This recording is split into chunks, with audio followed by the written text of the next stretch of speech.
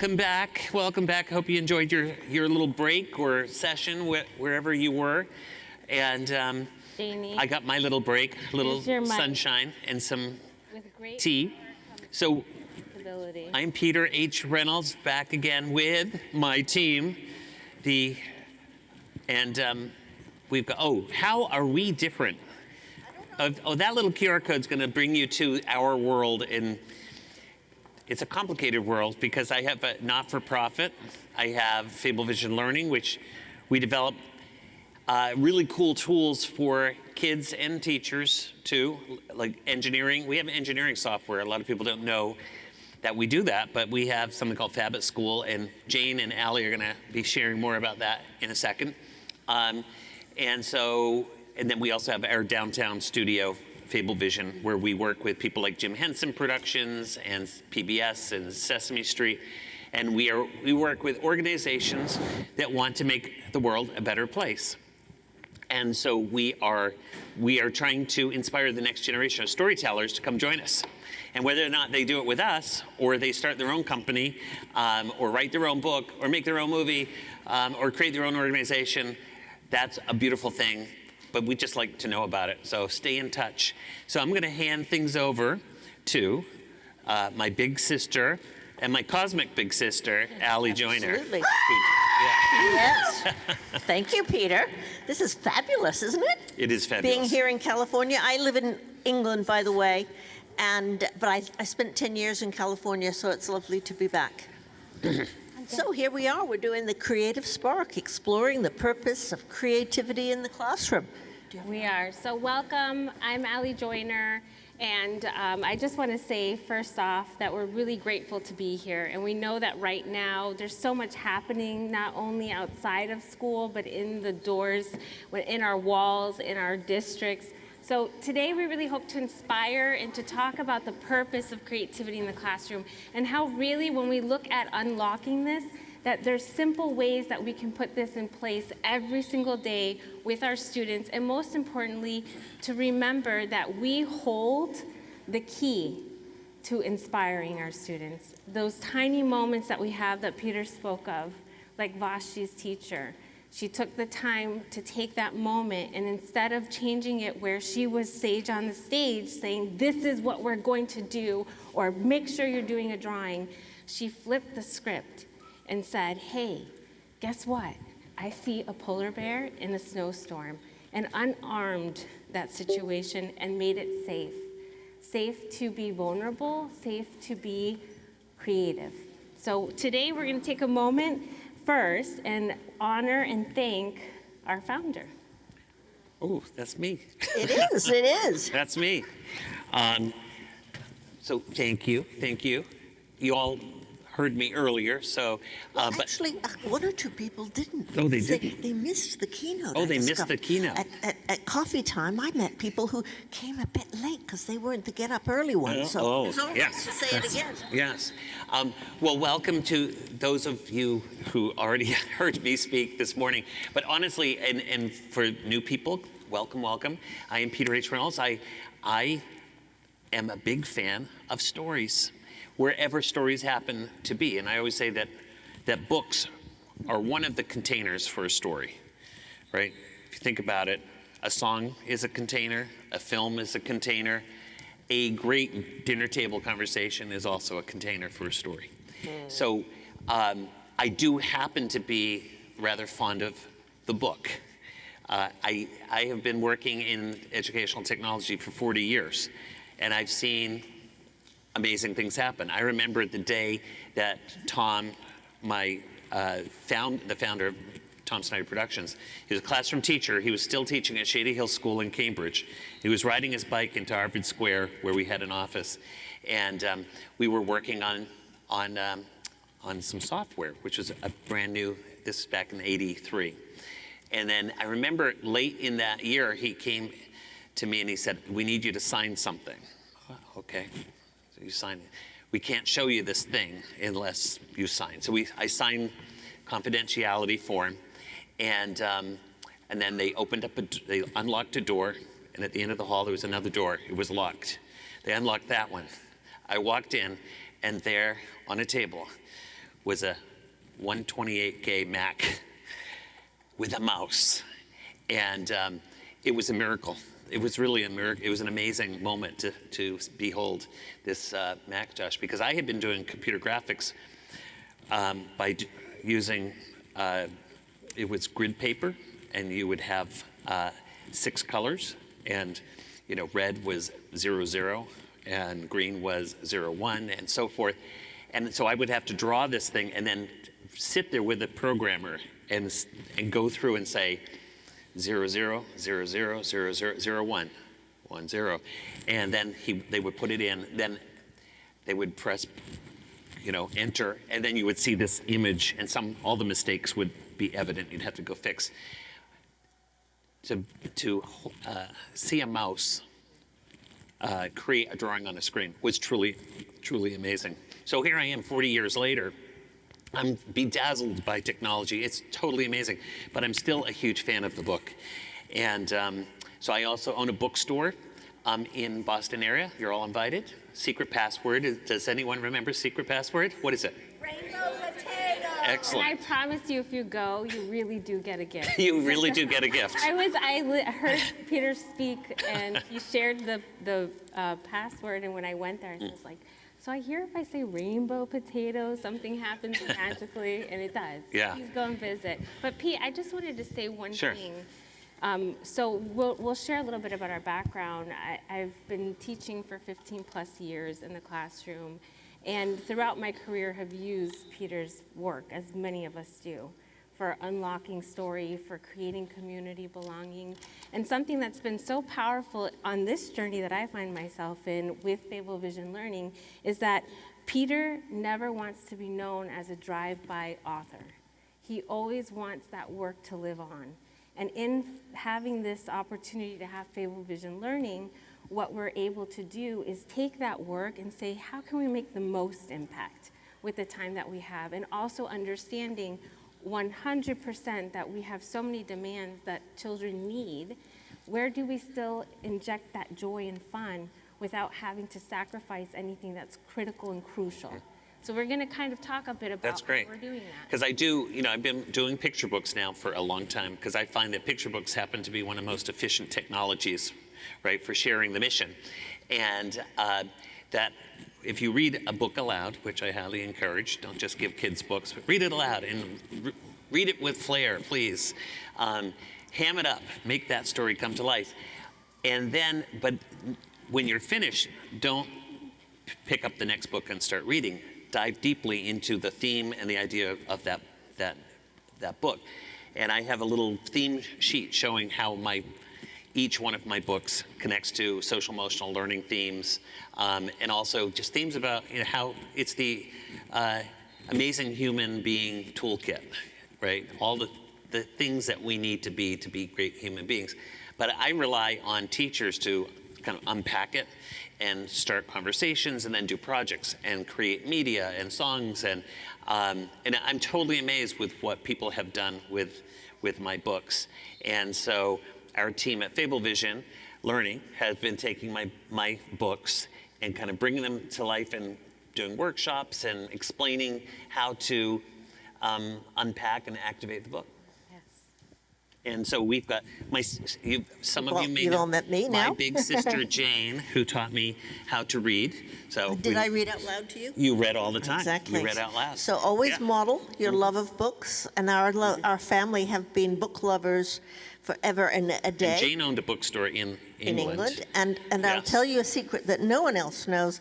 My mother married our father. Our mother married our father for one reason only.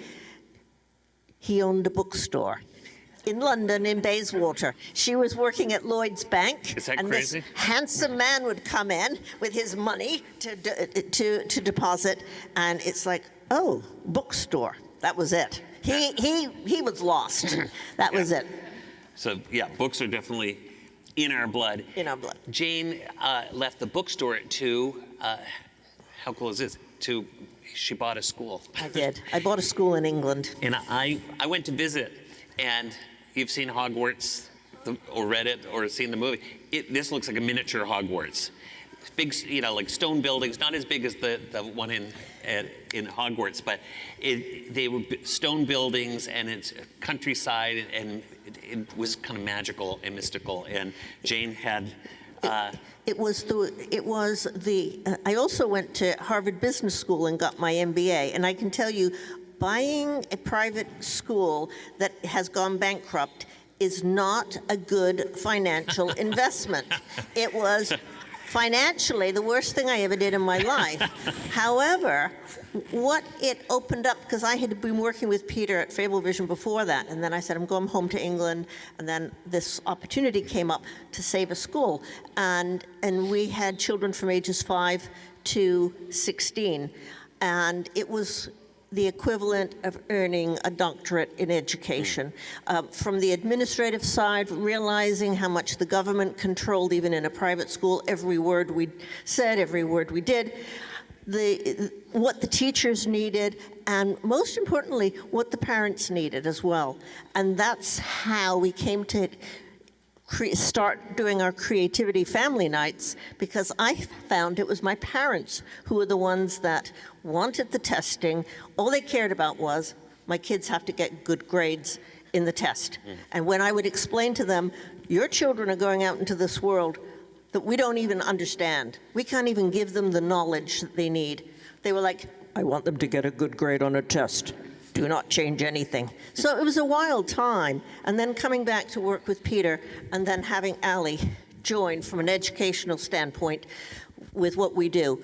Right, and to share with you, we were looking through our slides and we thought, okay, we know that we have learning objectives and learning goals. These are important, and I kind of get a little monotone there because I feel like we're missing the point with education when we just make it about this one little goal. It's really about inspiration transfer, and this was Peter's big idea in the moment. Because I'm big on, have you heard of information transfer, right? So in a network, you have a breakthrough, and if you have a good network, you share that data with other people in your network, whether it's an organization, a business, or in school. So a great organization will have a very active network where you're sharing your breakthroughs, and that will make a good school great, is to find the great teachers who have those breakthroughs, but share it. But I thought information transfer, actually what it's about is inspiration transfer, right? If you're only having these breakthroughs because you're so excited about the results, right? You're seeing kids like light up. And the ripple of inspiration transfer, the idea that when we listen to these stories, so one thing that has also been the greatest thing, I have stories all the time that I get to hear from the Reynolds.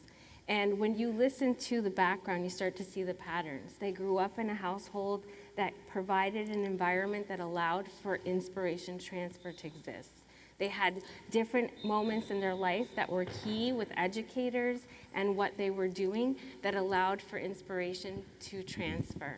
And the same in the different professions you've chosen to do, running a school, creating an environment for students where that inspiration transferred. So how do we develop and create a culture where that's how we exist, where joy exists because we're inspired?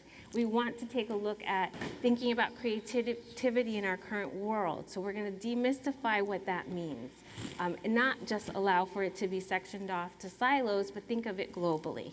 And then we're going to also examine our creative classroom climates, because that's different now.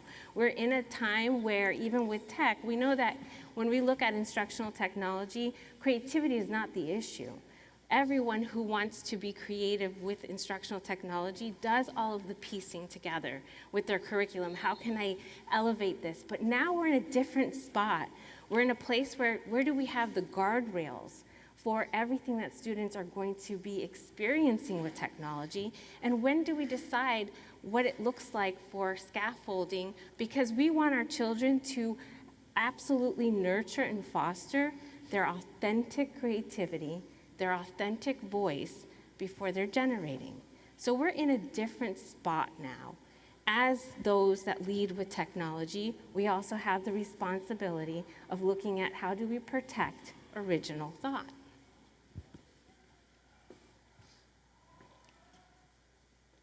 Want to add to that? So, this slide used to say the word goals on it. We're also a comedy act, just so you know. Yeah. Please understand, this with the whole thing is just us working together. By the way, I will say, you just sparked something, because Yeah. original thought, one of my, two of my favorite words, right? Being original, right? And thinking. So, original thought.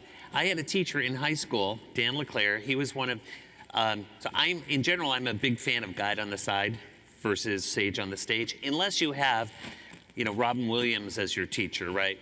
And then it's like, okay, shut up. I want to enjoy the show.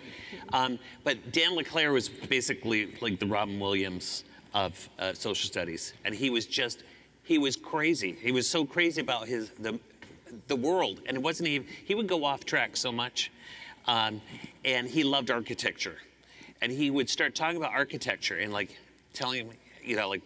He was walking by this building and he just stopped and his jaw dropped and he described this building.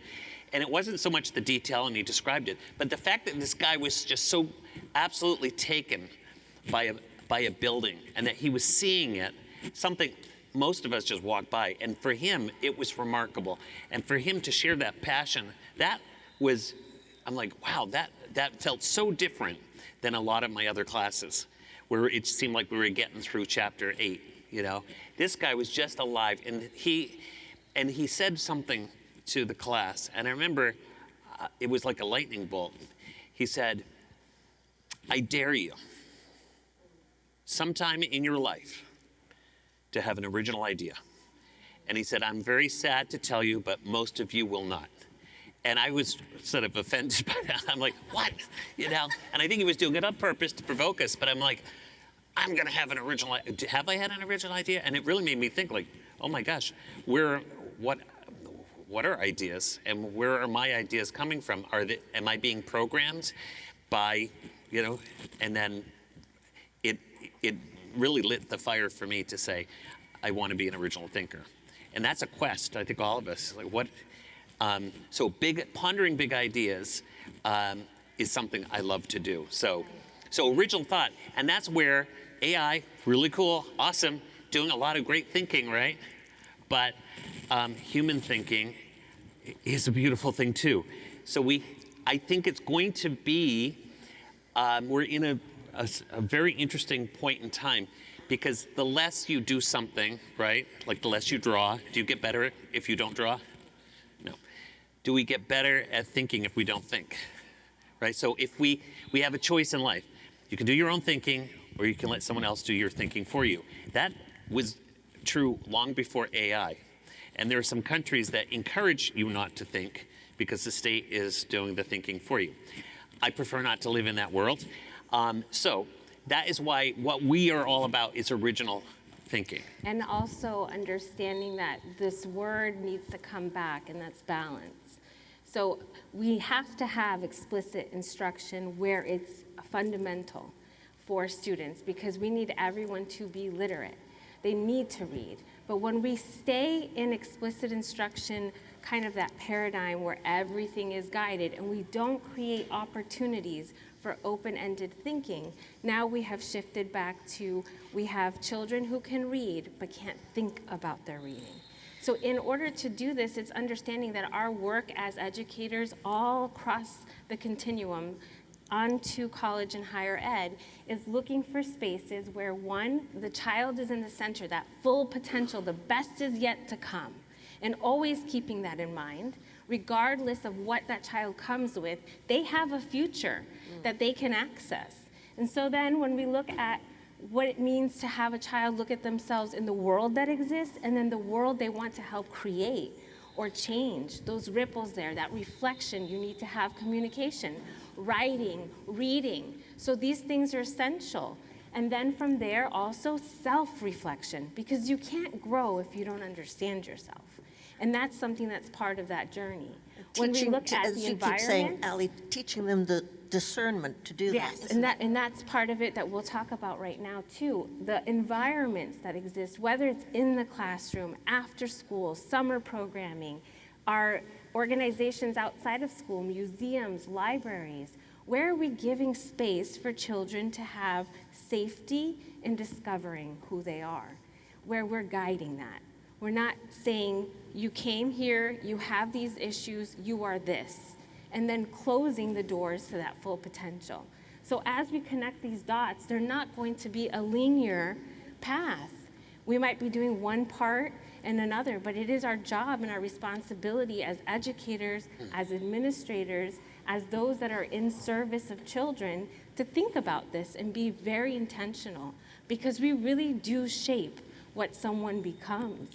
And that's a power, and it's something that we need to take full advantage of in the right way and always regard it. So when we look at the impact, this is something that's extremely important to Peter, especially with the type of work he puts out into the world. How are we teaching children to think about what they're consuming every day? Because digital wellness is not about saying, get off your smartphone. Sometimes it is.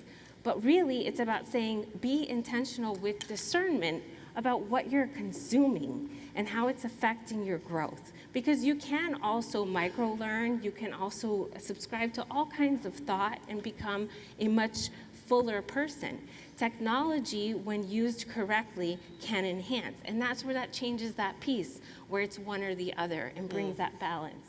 And then, how are we helping them to create content that goes out into the world? How are we helping them share that content and giving them space to grow as digital citizens? That's extremely important in these days, especially with the idea that they're going to be bombarded with generative AI. So that discernment is key. We have to grow that from birth on. At this point, we need to start thinking about that. And then tinkering. So tinkering, yes, in the sense of STEM. Tinkering, yes, in the sense of project-based learning and growing in that, but also tinkering in failure, tinkering in the learning process.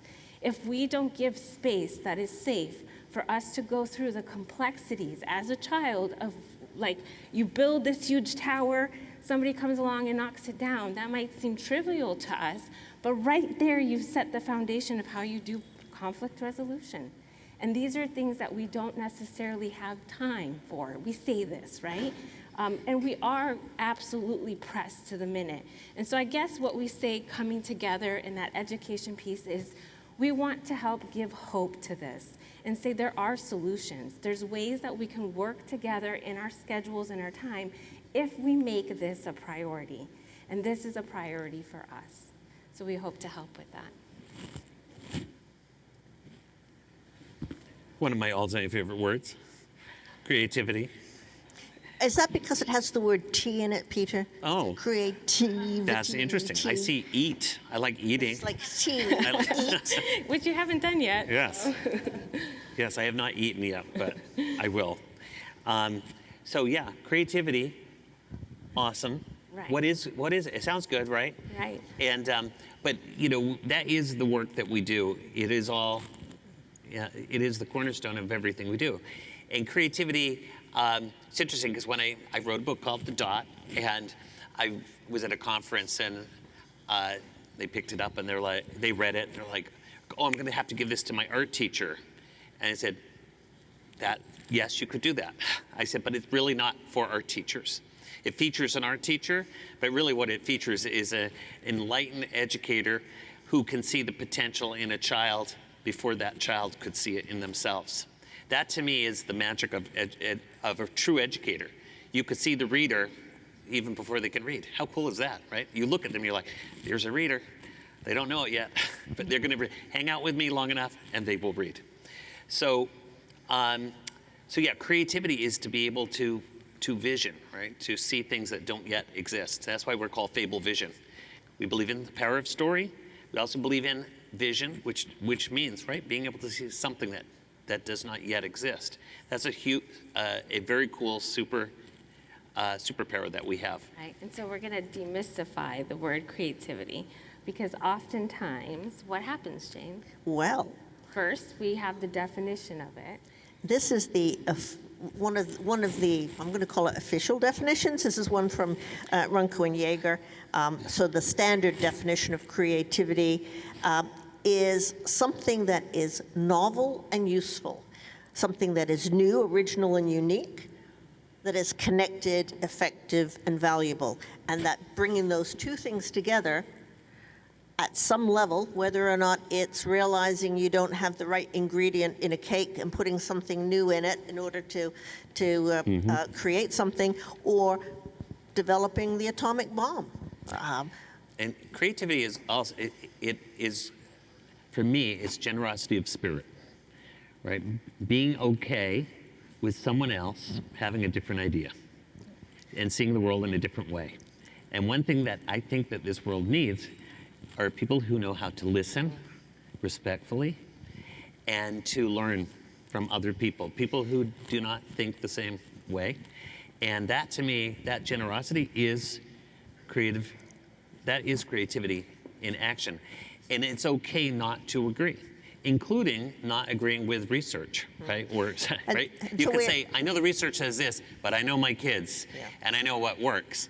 And I actually looked at this diagram, and novelty, yay, love that, new, unique. I actually had issue with usefulness because I don't think it has to be useful, right? Art doesn't necessarily have to be useful, right? A new idea doesn't need to be useful as long as it is something that you created. So in the privacy of your own home, if you're, drawing, sketching, creating, sculpting, you actually don't have to show it to anybody. It does not have to solve a problem. It doesn't have to be useful. If it brought you joy, then it's a beautiful thing. And Pete, that to me is creativity, which is freedom, right? The freedom to just let it be and not have anyone's approval or a grade or a sticker or an award. You made something. How beautiful is that? I was just going to say, when we were having this conversation, what stuck with me was the idea that we have created this, what is success, right? And I know that's kind of going around reimagining success. And useful, if it's something that's promoting inspiration for yourself, is extremely useful, because then that ripples out. And you brought that point out with the useful. Right. If it's generating joy, then I suppose it is useful, right? So words are wonderful things, and there's poetry in sort of getting the right word. What you value. So I think that kind of brings us to this idea of, what do we value in our spaces? What do we value in our classrooms? What do we value in our culture of our school community? And that first piece of it is understanding that creativity is not just for art and music. And that's what so many people, as Peter said, I'll give it to the artist. It's not just art and music, and creativity is this most fundamental thing that we need going forward in this world, and we have to tinker with what the definition is of creativity, and we know it goes so much beyond art and music, as beautiful as they are. Our second myth is that creativity, you're either born with it or not, and you hear this often. We were actually coming home yesterday from dinner with an Uber driver, and he was sharing that he wasn't creative. He just outright said, I'm not creative. You should be. We should have a little microphone and record the conversations we have with Uber drivers. With permission. Yes, but find it. By the time we're left off at the hotel, they are like, oh my goodness, this was the most inspirational journey I've ever had. I'm going to go home and write my book. I'm going to go home and do this. I'm going to go and see these movies. He was in for a surprise. He didn't realize that he had 3 people that were going to convince him in a 3-minute ride that he was creative and he needed to go create every day.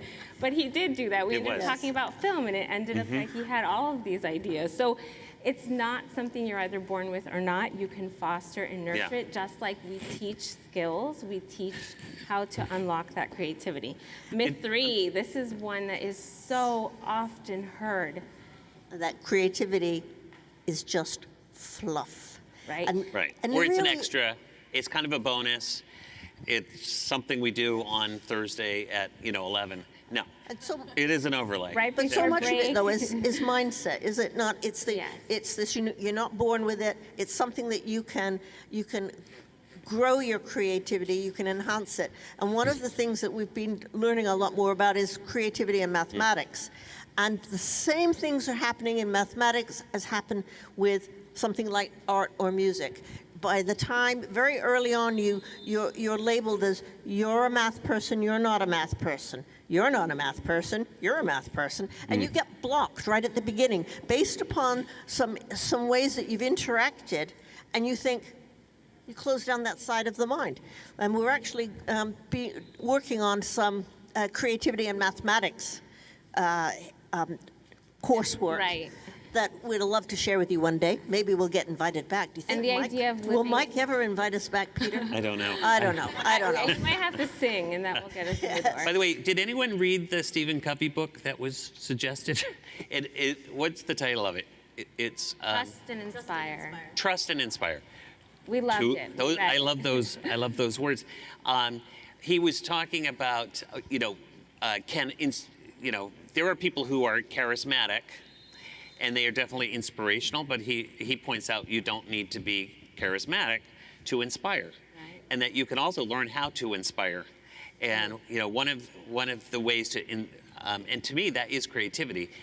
Right, the generosity of spirit, listening, and he was saying one of the things he points out is that by just connecting with someone and acknowledging they exist is inspiration, because you've lifted them up because they've been seen. Adults need that, kids need that too. Even if it's not related to coursework, it just might be like, that's the coolest T-shirt ever, and it's like, what? They noticed me. We met a lovely young man named Jacob.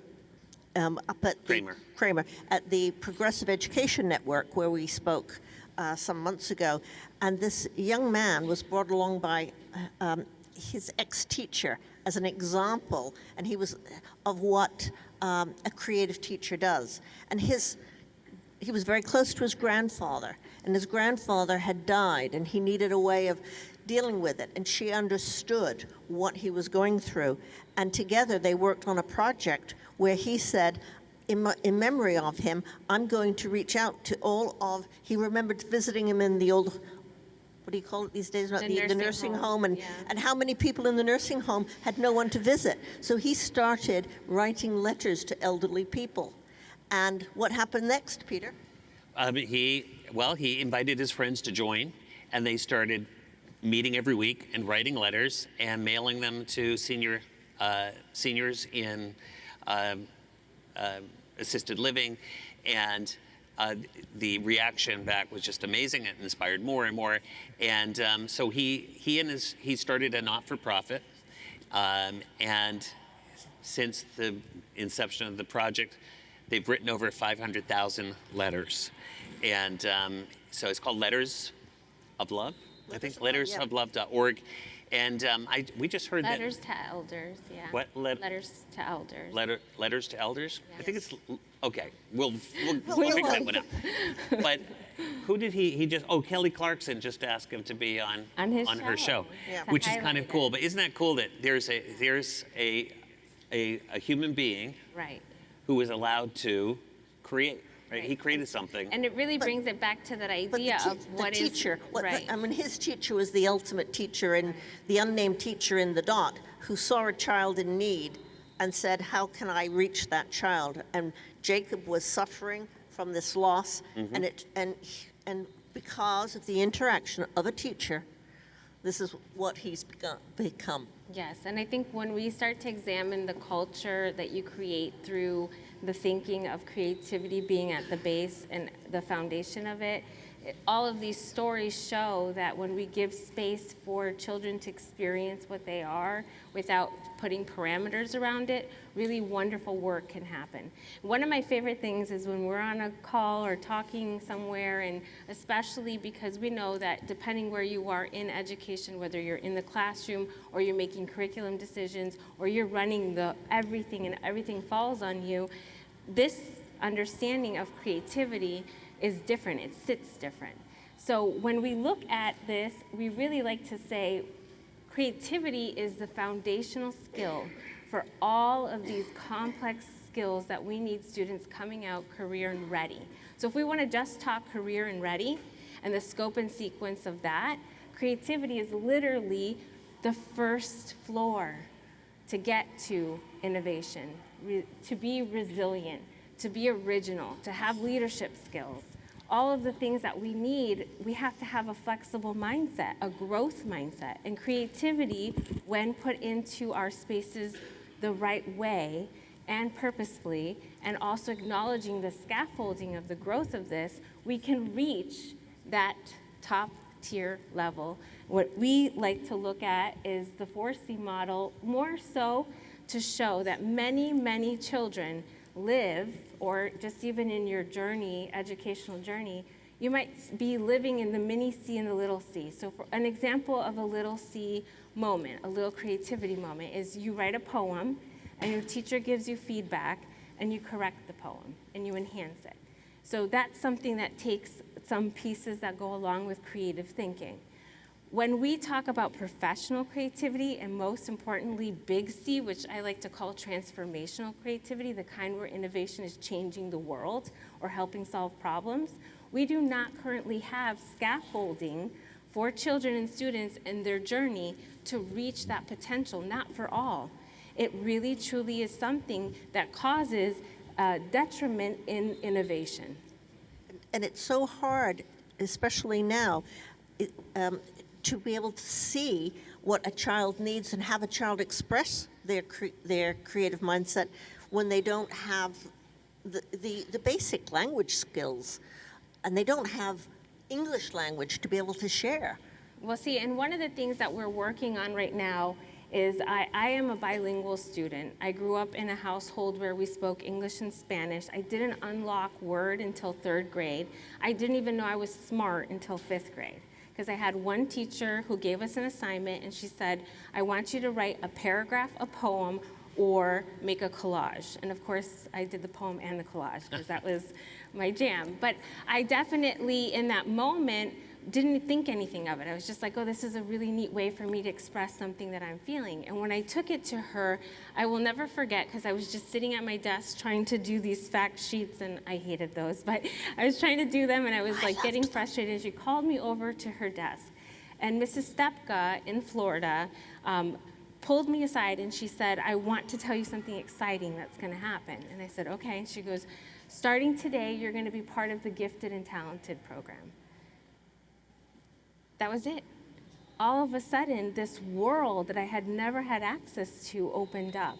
All of a sudden, I saw myself in a different light. That moment was pivotal, because when we look at the trajectory of who we become, it's those educators that can spot that or can actually bring it out that changes what a child does, or the stories and narratives they tell themselves, because words cast spells. And also, decisions on children cast what you become in the future. It is that powerful. So when we take a look at the way you see the challenge matters, this is not saying that having any kind of assessment is bad, or having, it's really kind of looking at this more on the level of that balance. We have to be able to see the growth that our children are making. And we need to be accountable on that path of learning as we're building curriculum to say, hey, let's reflect on this. It worked great, but these are the things that are missing. Because if we're not constantly checking in on those gaps and understanding where children are, we can't really unlock their full potential.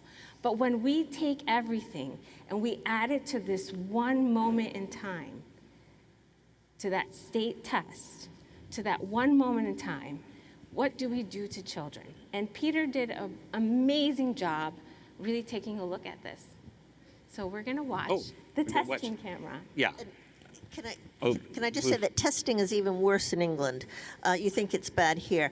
Imagine that your equivalent of high school, you spend 2 years studying a subject, and you don't get tested until the end of the 2nd year. And you have 2 hours to share, taking a national test, all the information that you learned in 2 years, and you get 2 hours to do that test. And it's marked not by your teacher or anyone at your school, but by a national examination board. And everything is pivotal on that. Yeah. So if you have followed my work, you know I'm not a huge fan of high-stakes testing.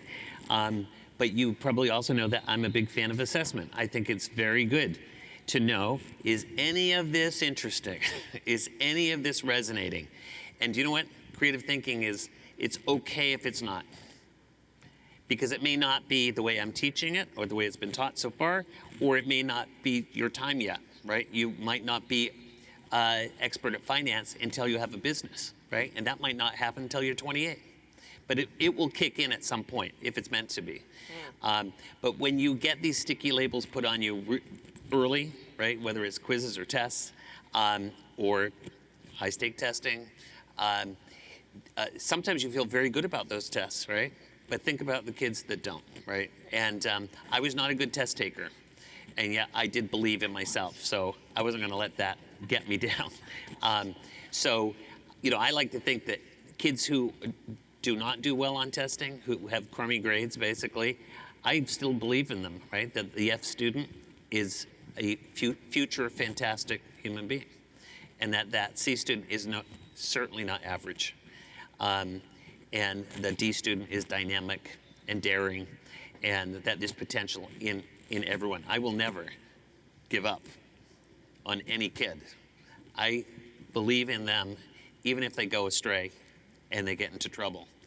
I love those kids, and we need more people who really love those kids, because they need a lot of love and a lot of connecting. So I made a little short animated film about testing called The Testing Camera. FableVision presents The Testing Camera by Peter H. Reynolds.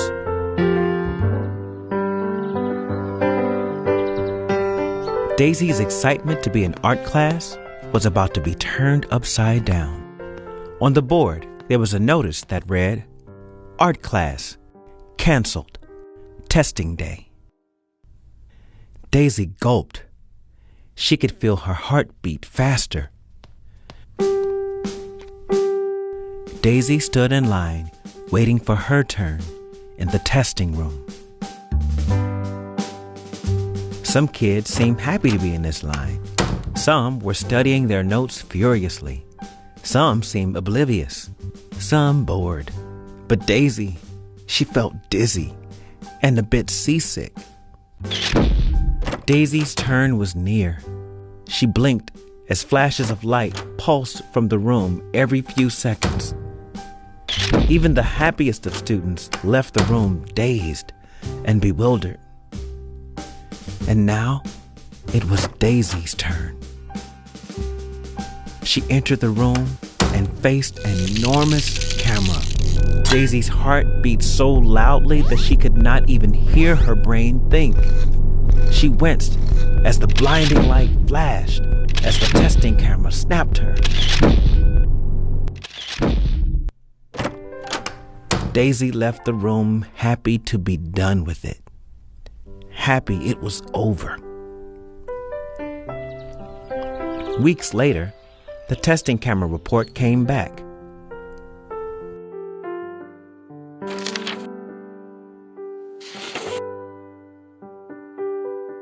Daisy showed her father. "Is this me?" she asked him. He paused, then smiled. Then he pulled out his wallet and showed her a photo on his driver's license. "Who is that?" Daisy asked. Her father smiled. "Exactly." Daisy smiled too. "All I know is this, Daisy. Your dancing makes me smile. Your art delights me. Your words dazzle me. Your ideas surprise me. Your kindness inspires me. That is the you I know. And yet, try as I might, I'm only beginning to see a glimpse of the you that you are becoming."